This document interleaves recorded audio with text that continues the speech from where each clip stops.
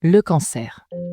Une pensée vertigineuse qui bouleverse une vie, traverse le quotidien, transforme les relations et réinvente les priorités. Mais derrière ce mot, il y a avant tout des histoires, des visages, des voix humaines et singulières. Bienvenue dans Le Cancer et moi. Un podcast où nous tentons de mettre des mots sur la maladie et ses réalités sociales.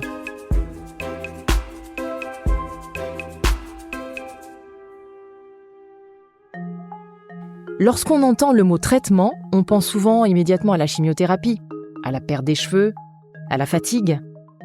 Un sentiment lourd, inquiétant, parfois même terrifiant nous envahit. Mais les traitements contre le cancer aujourd'hui ne se résument plus à ça. Entre peur légitime et réalité médicale, entre expérience des patients et explications des spécialistes, les traitements marquent souvent le début d'un nouveau chapitre. Un chapitre fait d'espoir, d'inquiétude, de décisions médicales complexes et d'effets secondaires redoutés. Comment les patients appréhendent-ils leur traitement ? Comment est construit un protocole ? Quelle direction prennent les évolutions médicales ? Dans ce nouvel épisode de notre podcast « Le cancer et moi », nous allons ainsi parler des traitements contre le cancer, de ce qu'ils sont réellement, de la manière dont ils sont choisis par les équipes médicales et de la façon dont la médecine a évolué ces dernières années. Vous entendrez ainsi les témoignages de Cécile, Philippe et Pascal Bataille, accompagnés de l'expertise de l'oncologue Alain Fourquet et du pharmacien hospitalier en oncologie Jean-François Tournamille.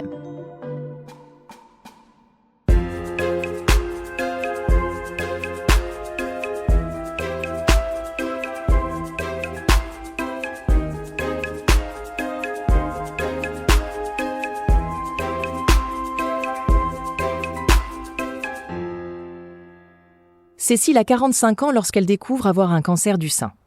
Comme pour beaucoup de patients, la première ligne de traitement alors proposée est la chimiothérapie. Tout part de l'annonce. L'appréhension de la chimio commence dès l'annonce. Parce qu'il n'y a pas une annonce, il y a des annonces en réalité. Il y a une première annonce où on dit en tout cas au moins on m'a dit que mon traitement serait probablement une chimio avant l'opération, ce qu'ils appellent une chimio néoadjuvante. Ensuite, donc là, on ne sait pas trop ce que c'est une chimio à ce moment-là. On sait pas combien de temps ça va durer. On ne sait pas quel type de chimio on va avoir. Évidemment, on imagine, on a des images, des clichés autour de la chimio qui sont les gens très affaiblis, qui sont la perte de cheveux. On a des craintes immenses sur, en gros, je vais maigrir, je vais vomir, je vais perdre mes cheveux, on va me mettre sous cortisone. Enfin voilà, ça c'est, on imagine en fait tout de suite le pire, mais en même temps, on sent bien qu'il y a beaucoup de nuances. Enfin, c'est un peu comme si en tout cas moi j'ai oscillé entre à chaque fois les scénarios les plus clichés, les pires, et puis parfois en me disant non mais en fait il y a plein de chimios. Enfin dans mon entourage je savais qu'il y avait plein de chimios différentes, je savais qu'il y avait un arsenal qui est très complexe, c'est beaucoup plus complexe que ce qu'on imagine. Moi il s'est écoulé, pour ma part en tout cas, ce délai entre l'annonce et la première chimio, je pense que ça a été de 3 semaines.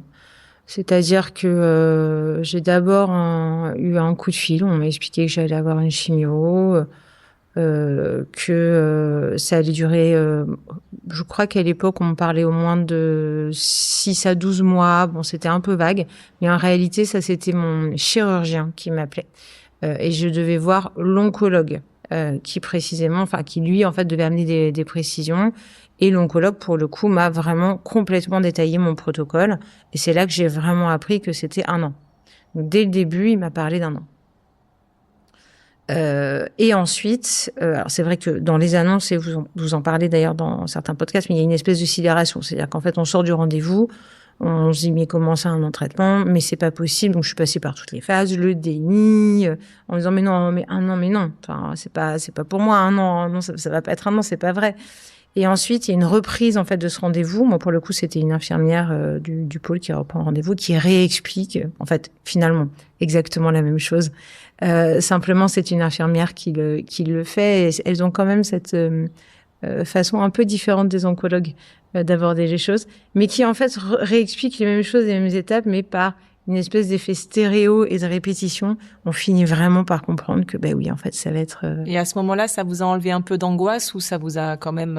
Non, ça m'a pas enlevé l'angoisse à ce moment-là. Ça a fait que la décupler parce que malgré tout, alors ils essayent évidemment ils répètent beaucoup je comprends l'effet répétition parce que c'est de l'acceptation, mais l'acceptation c'est pas encore enlever l'angoisse. C'est se dire oui, bon, là c'est vraiment 12 mois de chimiothérapie. Pour lever l'angoisse, il a fallu vraiment que finalement je commence. Voilà. Et quand j'ai commencé, c'est là qu'en fait j'ai commencé à démystifier.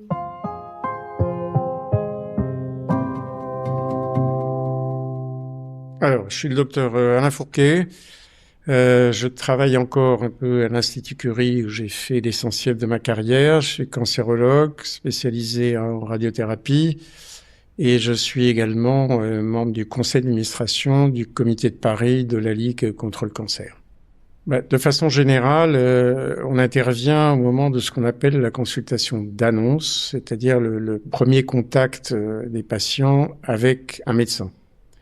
Et c'est à ce moment-là où on va faire un peu le bilan, on va reprendre l'histoire de la maladie, on va prendre en compte tous les antécédents médicaux et on va commencer à se faire une idée soit de ce que pourrait être la lésion détectée, c'est-à-dire un cancer, soit si on a déjà un diagnostic, ça arrive souvent, surtout dans les villes, où le diagnostic a été fait en amont de la première consultation, avoir déjà une idée de ce que pourraient être les séquences thérapeutiques.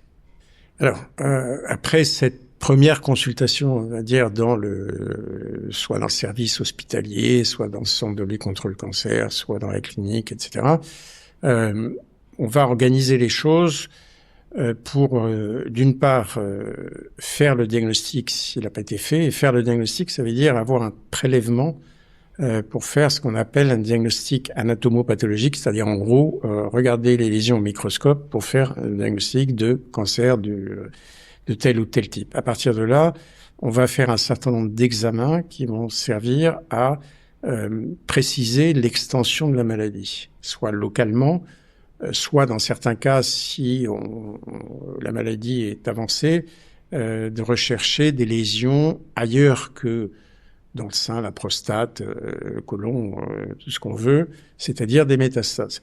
Donc, on va prescrire un certain nombre d'examens radiologiques, le plus souvent, ou d'imagerie, des examens biologiques qui peuvent être utiles, tous les examens qui vont être nécessaires à préciser l'extension de la maladie de façon à pouvoir bien caractériser les choses.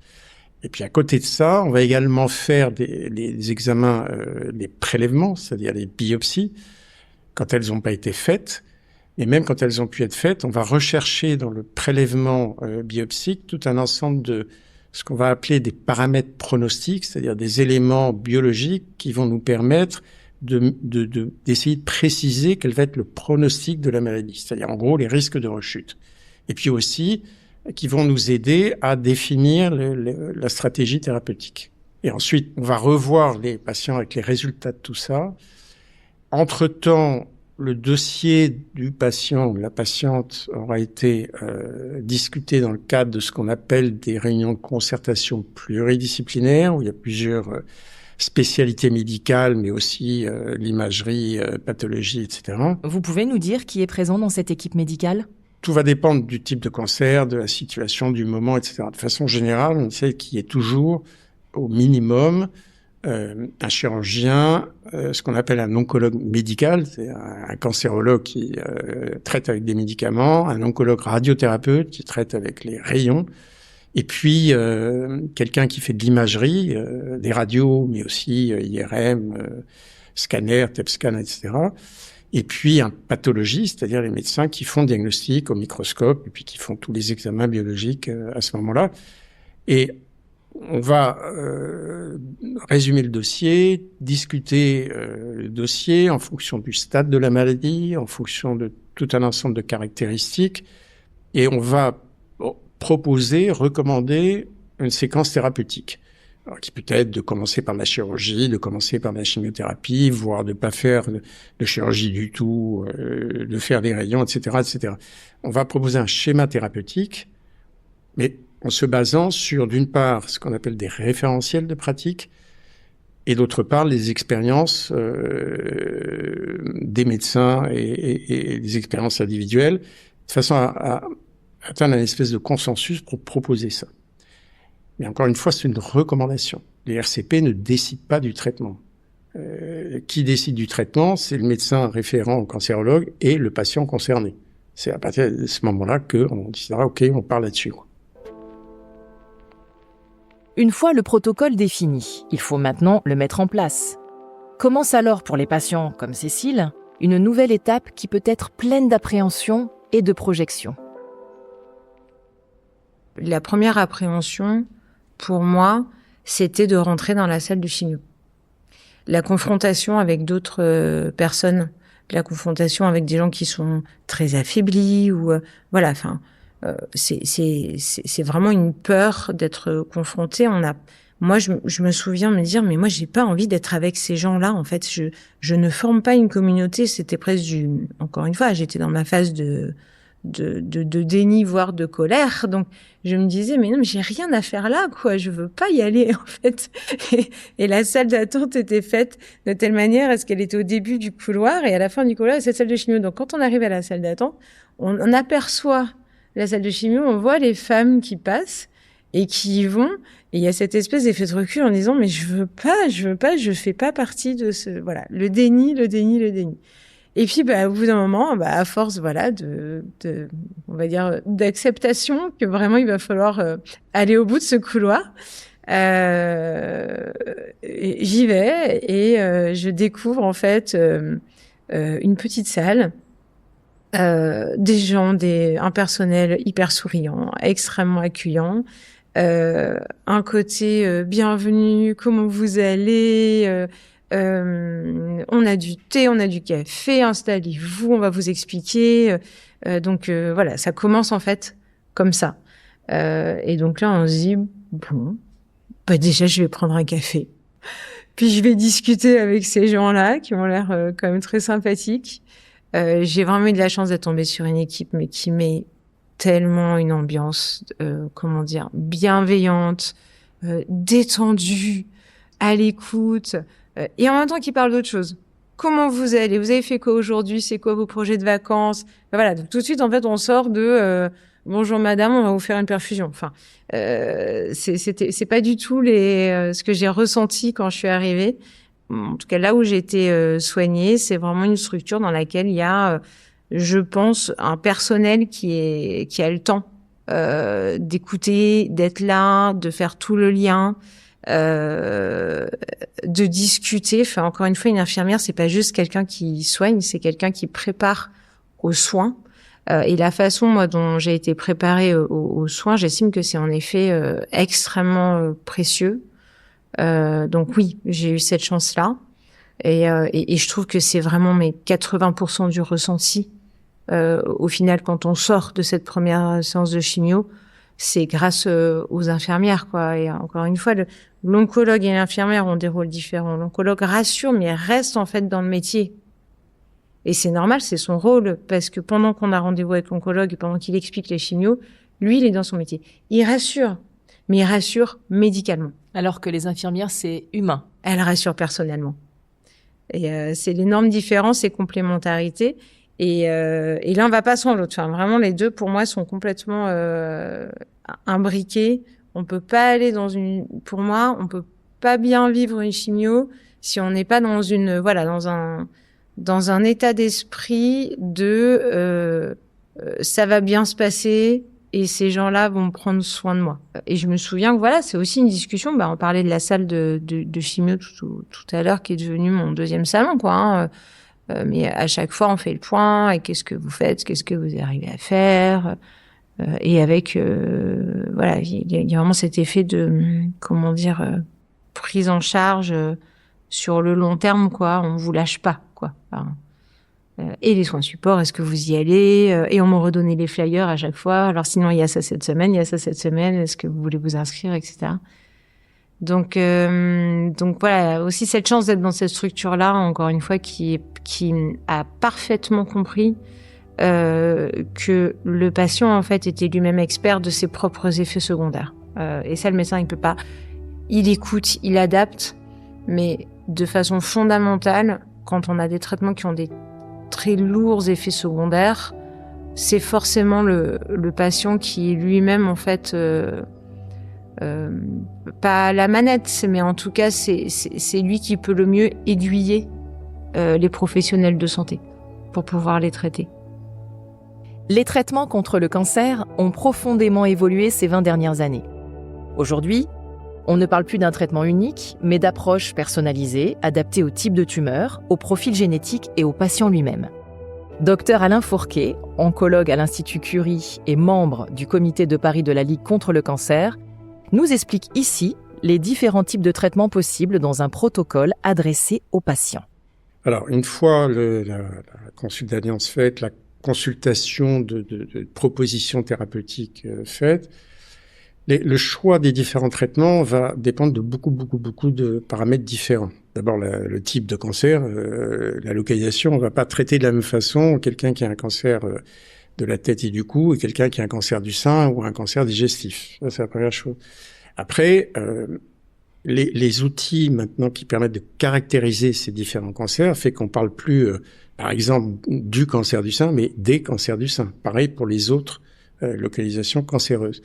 Et donc, une fois qu'on a réuni tous ces éléments, on va ensuite concevoir une stratégie thérapeutique qui va utiliser les différents traitements qui sont disponibles. Alors, en gros, ces traitements, c'est soit des médicaments, alors ça peut être de la chimiothérapie, ça peut être de ce qu'on appelle l'hormonothérapie dans les cancers du sein, les cancers de la prostate, certains cancers gynécologiques, par exemple. Ça peut être de l'immunothérapie, donc ça c'est depuis quelques années. On utilise des types de médicaments, soit des traitements très ciblés sur une caractéristique biologique, génétique de la tumeur par le biais d'anticorps qui vont être ciblés sur ces anomalies génétiques, soit l'immunothérapie plus large qui va permettre au système immunitaire d'agir contre la maladie elle-même. Ça, c'est toute la panoplie, finalement, de traitements médicamenteux dont on dispose. La chirurgie, ça dépend aussi de la localisation, bien sûr. Et puis, la radiothérapie, c'est le traitement avec les rayons, qui dépend aussi de la localisation. Donc, c'est les trois grandes, on va dire, classes thérapeutiques. Alors, j'en ajouterai une quatrième qui est maintenant qu'on intègre de plus en plus dans la stratégie de traitement, c'est tout ce qu'on appelle les soins de support. C'est-à-dire que le plus tôt possible, après le diagnostic, on fait une évaluation des besoins potentiels, besoins en nutrition par exemple, nécessité d'arrêter le tabac parce que ça peut interférer avec la toxicité des traitements, nutrition, activité physique, etc., etc. Donc tout ça fait aussi partie de la prise en charge et plus c'est tôt dans la prise en charge, mieux c'est.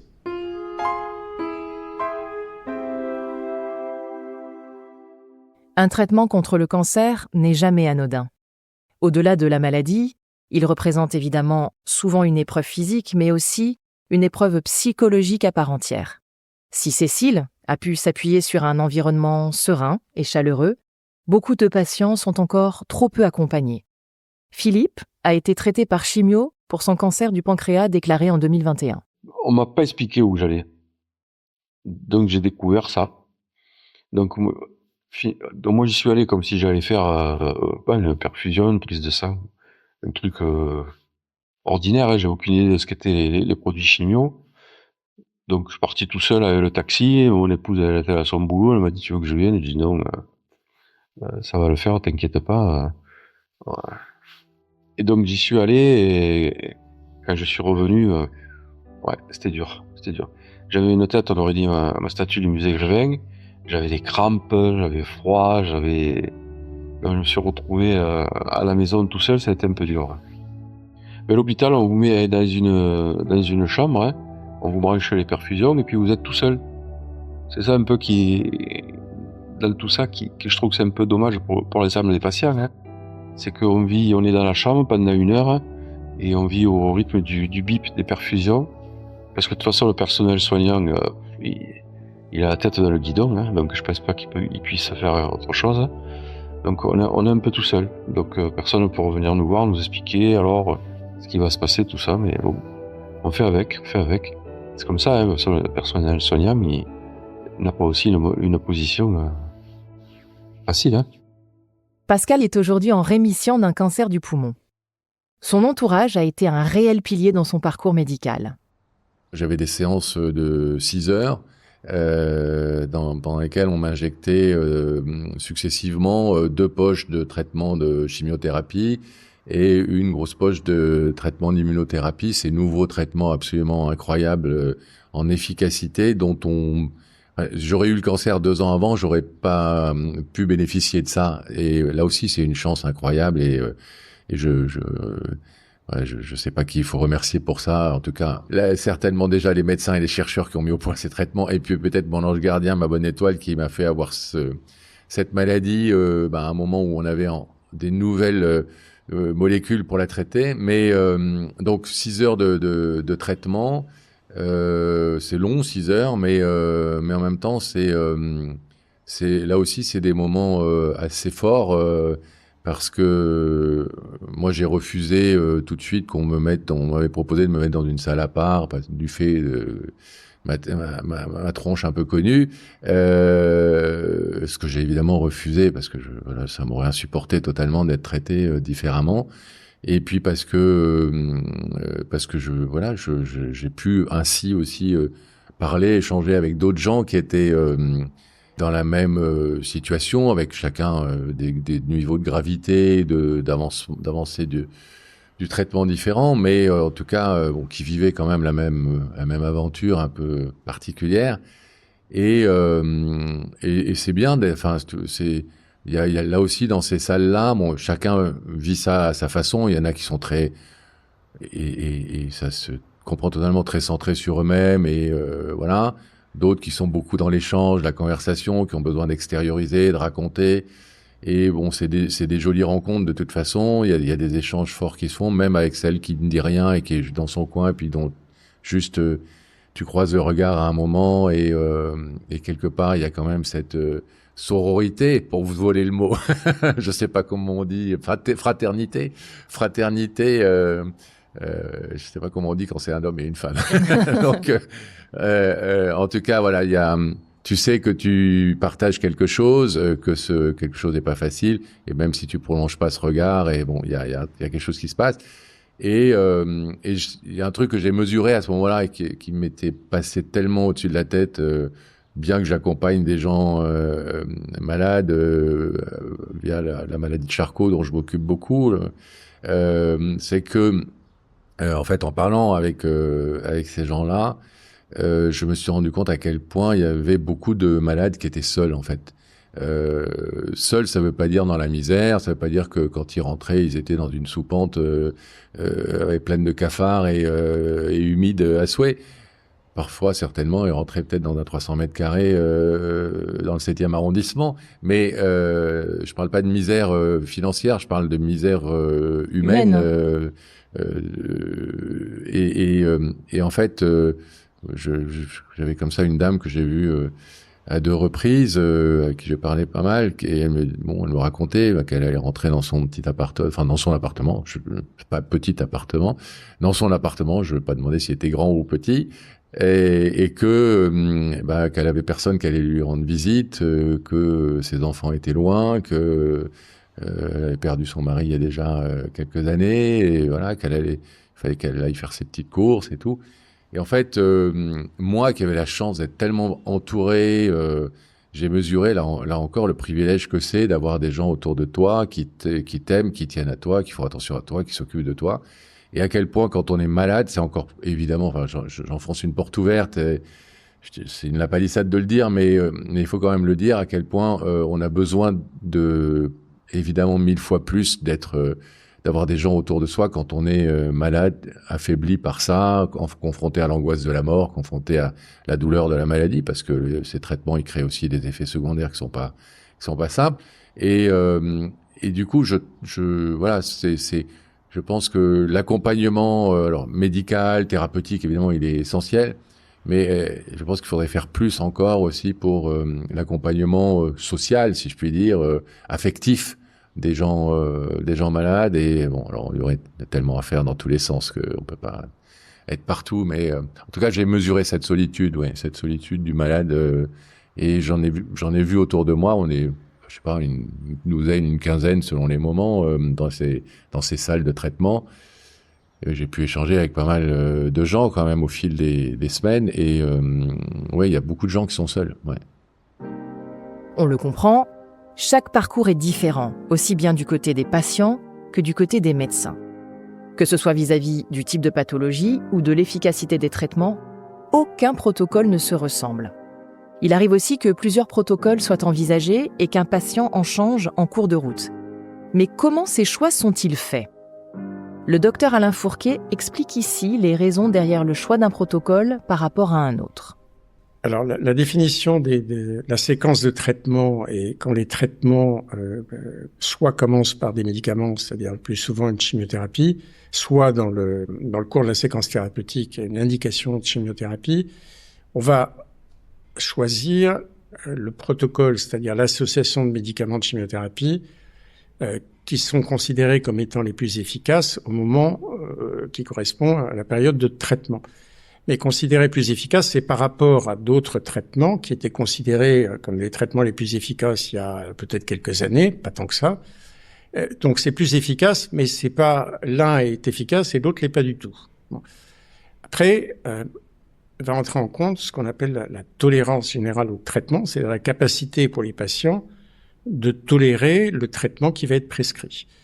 De tolérer sur la durée, parce que c'est souvent, les chimiothérapies, ça dure souvent plusieurs semaines, voire même plusieurs mois, par ce qu'on appelle des cures successives. Et donc, on va suivre ça de très près, bien sûr, et si ce traitement est pas bien toléré, c'est-à-dire qu'il y a d'effets secondaires qui conduisent à arrêter le traitement parce qu'il est mal toléré, à ce moment, on peut réduire les doses de 20% par exemple. On peut espacer les intervalles entre les perfusions de chimiothérapie.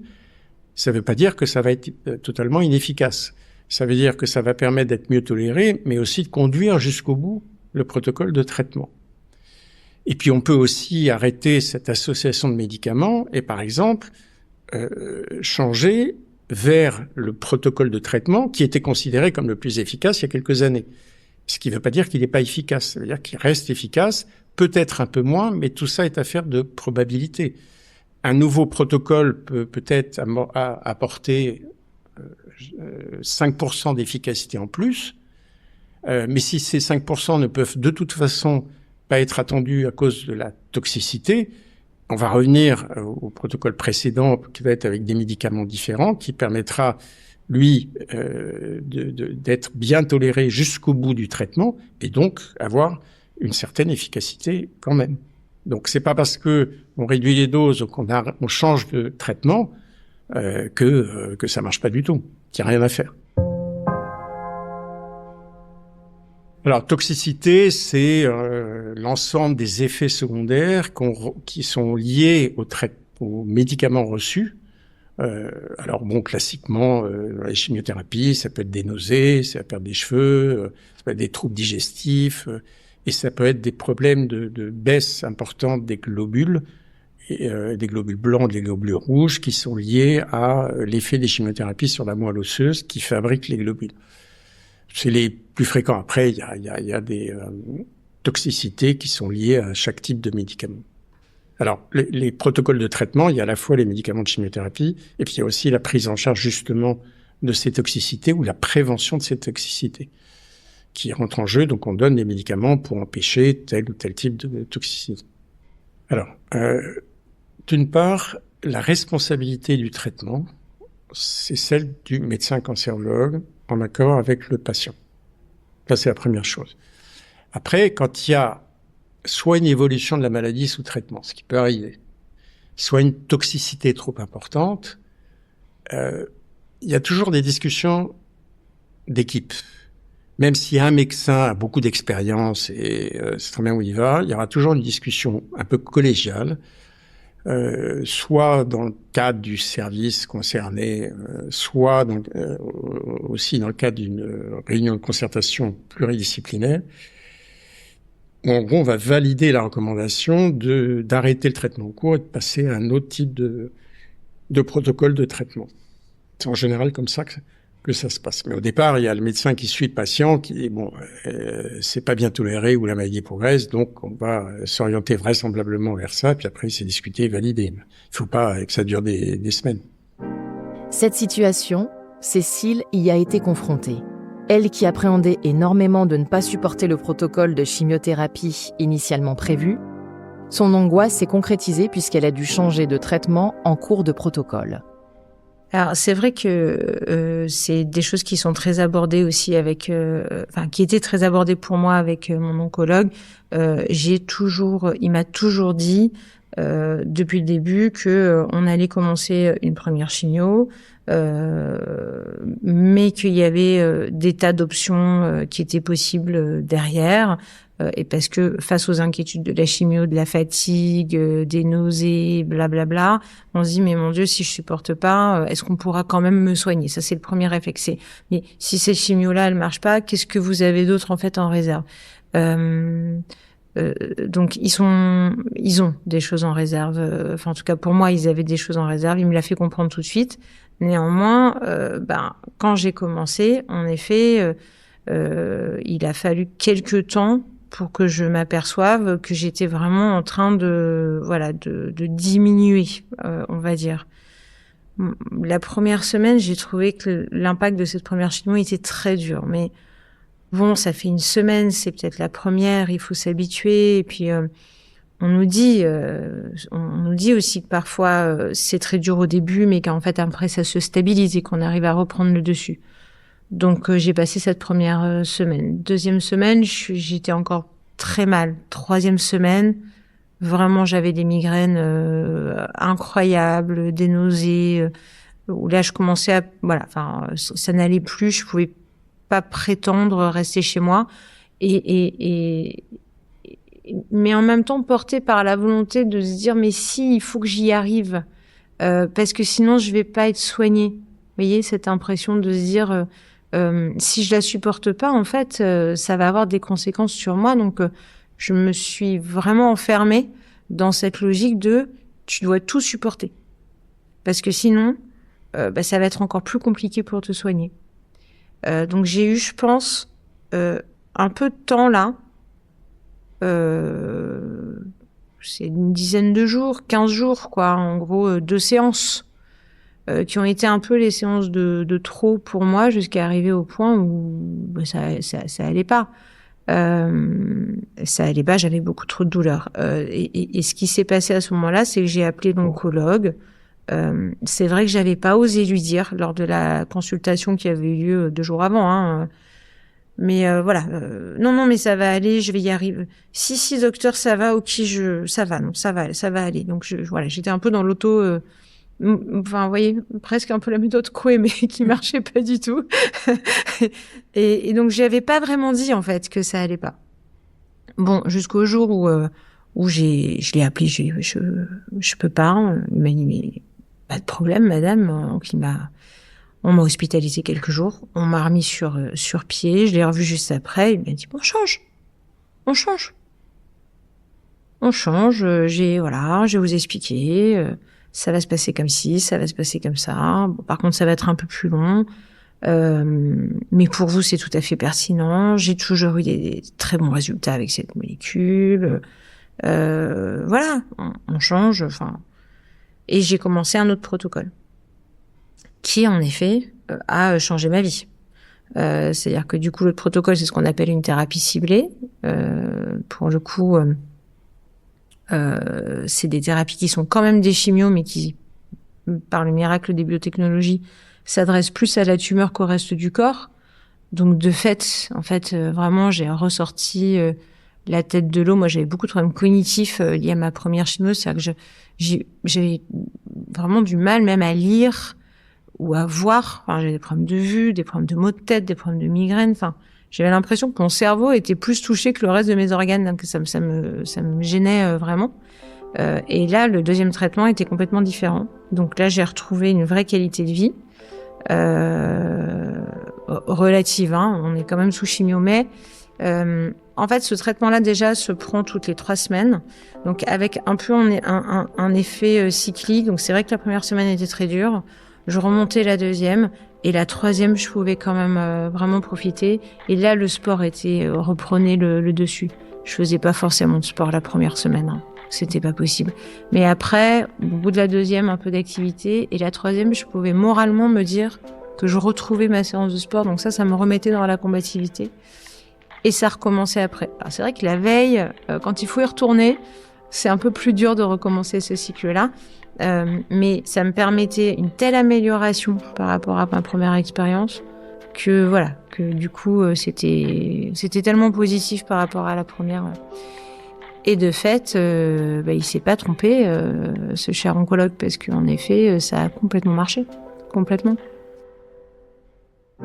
Parmi l'équipe médicale autour des patients, un rôle reste souvent méconnu du grand public, celui des pharmaciens hospitaliers en oncologie.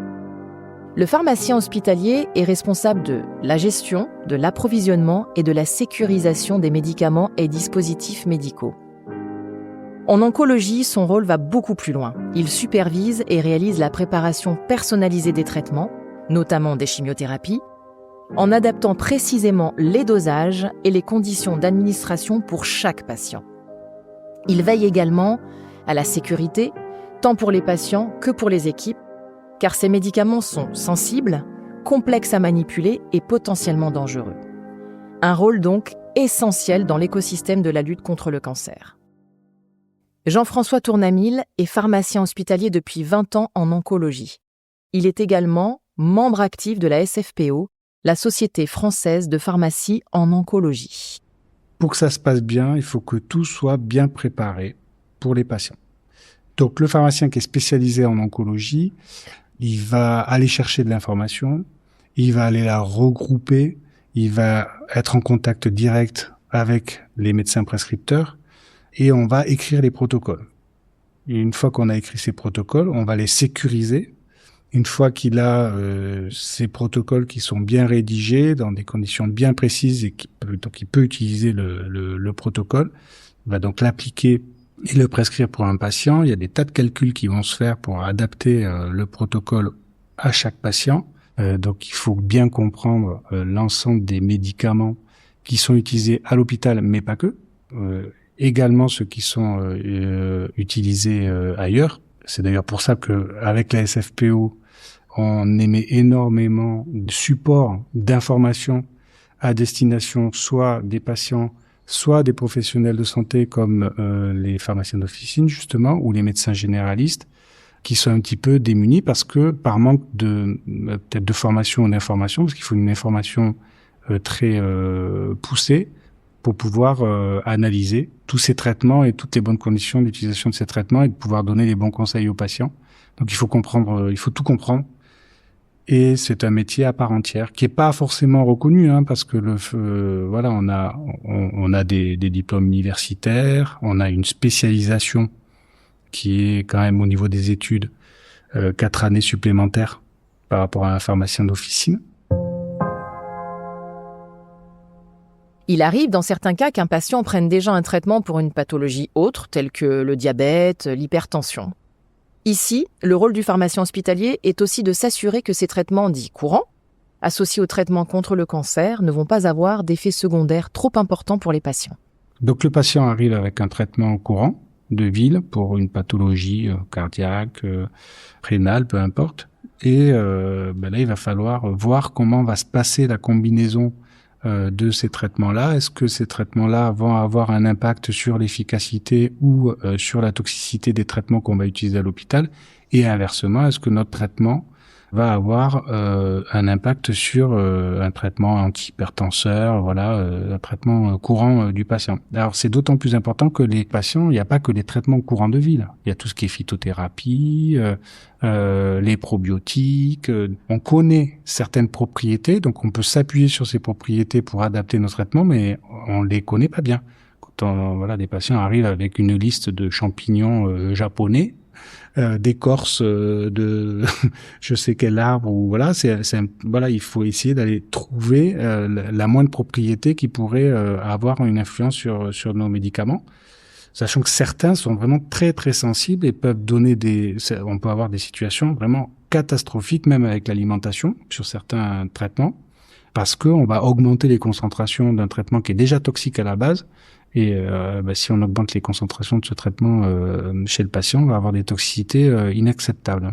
J'ai un cas où on a cherché longtemps la cause d'une toxicité d'un médicament injectable qui était très utilisé dans les années les 2000. Et on comprenait pas pourquoi cette patiente-là, qui était dans une situation qui était finalement relativement simple, elle avait développé une toxicité complètement inacceptable et qui n'était pas prévisible. Alors elle parlait pas français, donc on n'a pas pu lui poser les bonnes questions par manque de communication. Et en effet, c'était une patiente qui adorait le jus de pamplemousse. Elle avait dû probablement un petit peu abuser du jus de pamplemousse et ça lui avait fait des toxicités, mais gravissimes. Elle avait quand même failli avoir des complications majeures juste à cause de son traitement parce que elle abusait un petit peu du jus de pamplemousse. Mais c'est valable pour plein de choses et c'est vrai que ceux qui reviennent toujours, c'est alors le millepertuis parce que il y a des propriétés qui sont intéressantes et c'est dans de nombreuses gélules de phytothérapie, l'orange amer, l'ail, il y a plein de choses qui reviennent souvent. Mais bon, ça peut être dans l'alimentation, ça peut être dans les produits de phytothérapie. Et donc nous on essaie de traquer ça. C'est valable de façon très très constante maintenant dans les essais cliniques. Et on a des listes positives, des listes négatives de choses qu'il faut pas prendre de façon concomitante. Pour les patients qui sont hospitalisés ou qui ont des chimiothérapies orales, disons des consultations spécifiques pour faire le bilan un petit peu de tous leurs médicaments et tout ce qu'ils pourraient prendre à côté qui pourrait avoir un impact. Pour les chimiothérapies orales, il y a les consultations pharmaceutiques qui sont aussi faites en officine. Donc on transmet de l'information pour dire aux officinaux attention, votre patient prend telle chimiothérapie orale que vous aurez à dispenser, si on utilise les bons termes. Alors eux, ils vont pas le dispenser souvent ce traitement, donc ils le connaissent pas bien. Donc on leur transmet l'information et grâce à l'information, ils vont pouvoir regarder un petit peu, faire le tour du traitement et faire le même travail que l'on fait à l'hôpital. Moi, quand j'ai commencé au début de ma carrière, c'était l'école, on a des chimiothérapies anticancéreuses, c'est la priorité, on arrête tout le reste. C'est-à-dire tout ce qui est complément alimentaire, phytothérapie, toutes les choses un petit peu ésotériques, parce que à l'hôpital, on avait des traitements curatifs ou des traitements qui permettaient de traiter le cancer, et ils étaient un peu sacralisés, et donc il n'était pas question qu'on vienne influencer ces traitements-là, qui étaient déjà des traitements onéreux, difficiles à manier.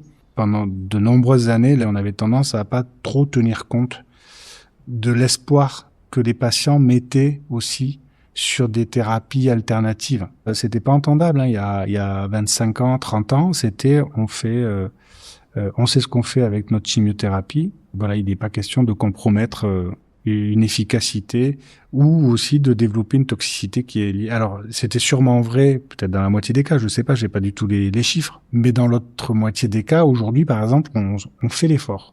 C'est-à-dire, on laisse pas le patient sans rien.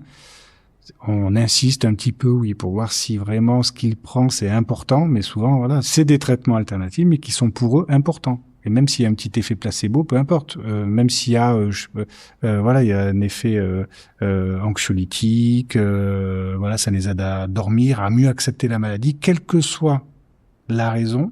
S'ils y sont attachés, moi je trouve que c'est très difficile de les détacher sans avoir d'argument vraiment médical. Parce que par contre, quand on leur apporte un argument vraiment scientifique en leur disant attention, on connaît votre traitement, il a un impact sur le traitement qu'on va vous donner. Continuez à le prendre, mais on va être obligé de diminuer la posologie du médicament à l'hôpital parce qu'on a peur sinon d'être trop toxique.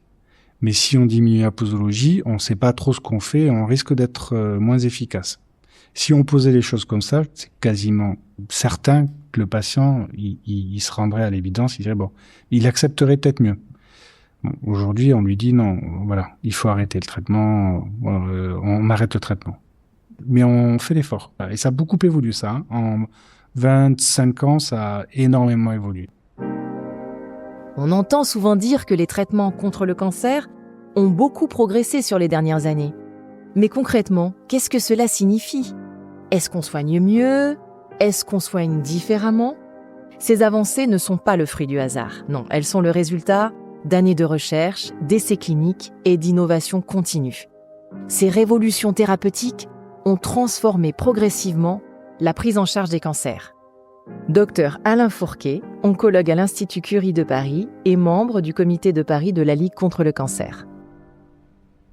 Les évolutions thérapeutiques dans le traitement des cancers, elles sont continues. C'est-à-dire que c'est d'année en année, avec le résultat de la recherche d'abord fondamentale, la recherche clinique, et donc des essais, ce qu'on appelle les essais thérapeutiques, il y a une amélioration continue des résultats des traitements dans tous les domaines, non seulement sur la réduction des risques de rechute, mais aussi sur la réduction des risques de décès liés au cancer considéré.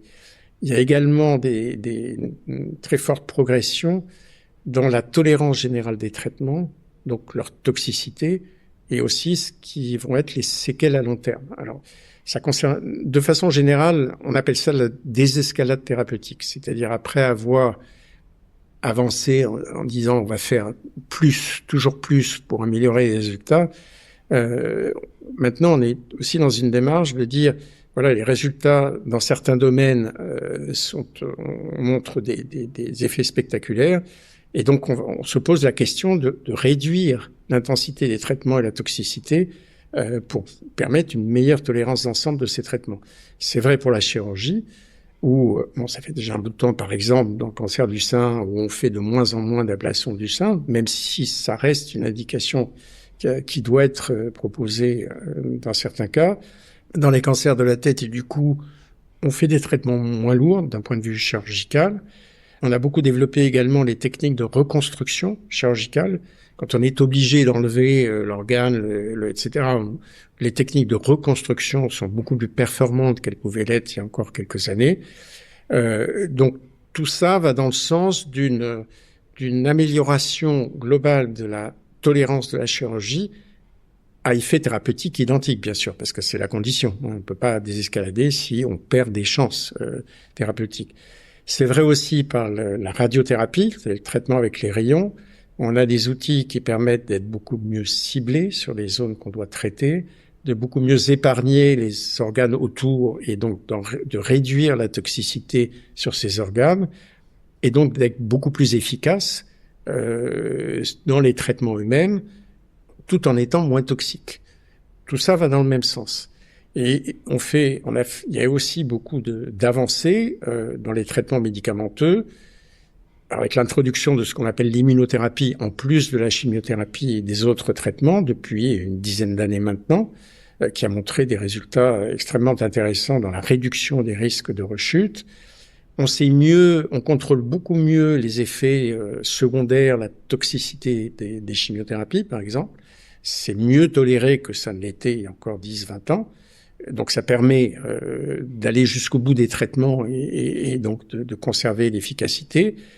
Et puis la recherche qui est vraiment le moteur de l'évolution et des progrès thérapeutiques, la recherche est très active dans l'identification de cibles thérapeutiques potentielles, ce qui permet d'arriver petit à petit à ce qu'on appelle une médecine personnalisée. On est capable de caractériser dans les tumeurs de chaque patient des anomalies génétiques qui permettent de mettre au point des médicaments qui vont cibler spécifiquement ces anomalies génétiques de la tumeur, donc de mieux cibler l'effet thérapeutique tout en diminuant la toxicité sur les organes, les autres organes. Donc tout ça additionné finalement, parce que c'est pas un traitement dans son coin qui va révolutionner tout ça, c'est la combinaison de l'ensemble des traitements qui permet d'améliorer de façon continue depuis des années les taux de guérison, la diminution des taux de rechute et tout ce qui va avec. Alors, les essais thérapeutiques, ce qu'on appelle les essais thérapeutiques, ça rentre dans le cadre de ce qu'on appelle de la recherche clinique. Ces études visent à confirmer le bénéfice d'un nouveau traitement ou d'une évolution d'un traitement connu en comparant ces traitements-là avec un traitement dit de référence. Ça permet évidemment de faire avancer aussi la connaissance que l'on a de la maladie, de ses caractéristiques, de la réponse au traitement qu'on propose. Et donc globalement, c'est un bénéfice pour l'ensemble des personnes qui sont traitées pour un cancer de tel ou tel type. Est-ce que ça présente un intérêt de participer à une étude clinique pour la personne qui a un cancer, quand il y a des études sur ce type de cancer-là? Oui, bien sûr. Alors pourquoi? Parce que, en particulier dans des formes avancées qui peuvent échapper au traitement, c'est-à-dire qu'il y a une progression de la maladie et que finalement, il y a plus beaucoup de possibilités thérapeutiques, le fait de participer à une étude comparative où on va tester une nouvelle modalité ou un nouveau médicament dont on pense qu'il peut avoir un bénéfice thérapeutique par rapport au traitement connu, ça peut évidemment bénéficier à la personne qui participe. C'est pas une garantie, bien sûr, parce qu'on teste des choses, mais ça peut être bénéficiaire. Donc oui, ça a un intérêt de participer à une étude. Un autre intérêt qui est un petit peu secondaire, mais qui est important aussi, c'est que les contraintes pour la conduite des essais thérapeutiques sont telles qu'une personne qui va participer à une étude clinique est assurée que tout sera mis en œuvre, non seulement pour bien caractériser la tumeur, etc., mais également pour le suivi du traitement, parce que il y a énormément de contraintes dans la conduite de ces études-là. Donc oui, c'est important. Les progrès thérapeutiques dans tous les domaines, ça concerne pas seulement les médicaments, mais aussi la chirurgie, la radiothérapie, etc. Ces progrès-là viennent de la recherche, non seulement de la recherche fondamentale dans le laboratoire, mais aussi de la recherche clinique. Et c'est à partir de cette recherche-là qu'on fait évoluer les choses. Et c'est comme ça que les choses ont beaucoup évolué dans les 10-20 dernières années. Si on prend l'exemple de l'immunothérapie, on peut faire de l'immunothérapie parce qu'on a pu conduire de la recherche clinique et thérapeutique à partir des découvertes fondamentales.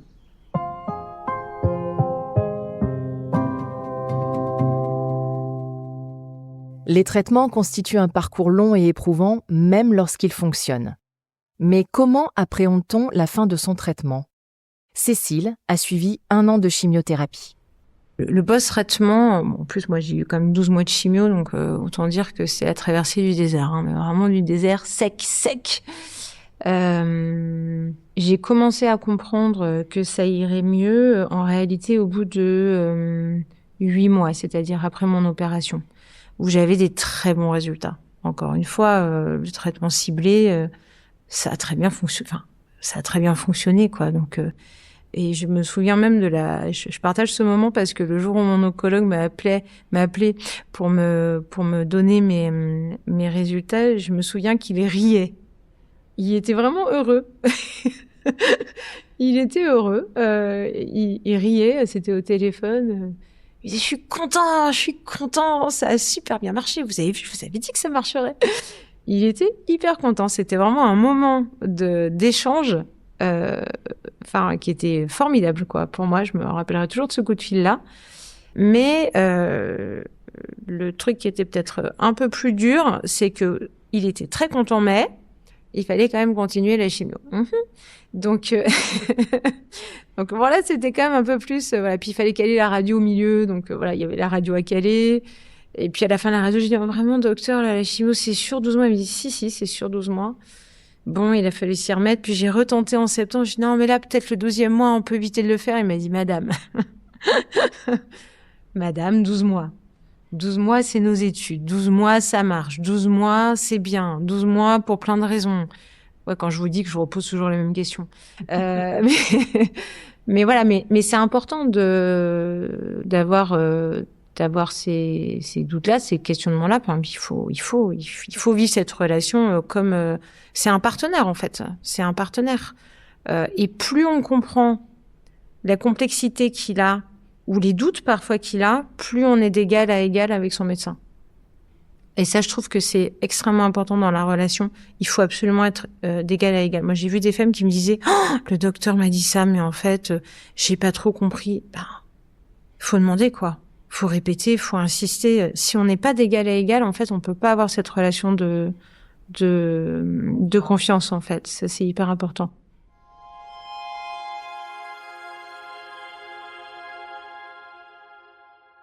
On le voit ici, les traitements ne sont pas seulement une succession d'actes médicaux. Ils bousculent le corps, éprouvent le mental et s'accompagnent de doutes, de fatigue et d'effets secondaires difficiles à vivre. Mais ils sont également vecteurs d'espoir. Parce que derrière chaque protocole, il y a des années de recherche, des essais cliniques, des équipes mobilisées pour améliorer les chances de guérison et la qualité de vie des patients. Immunothérapie, thérapie ciblée, médecine personnalisée. La recherche avance chaque jour, portée par les essais cliniques et par une meilleure compréhension des tumeurs. Immunothérapie, thérapie ciblée, médecine personnalisée. La recherche avance chaque jour, portée par les essais cliniques et par une meilleure compréhension des tumeurs.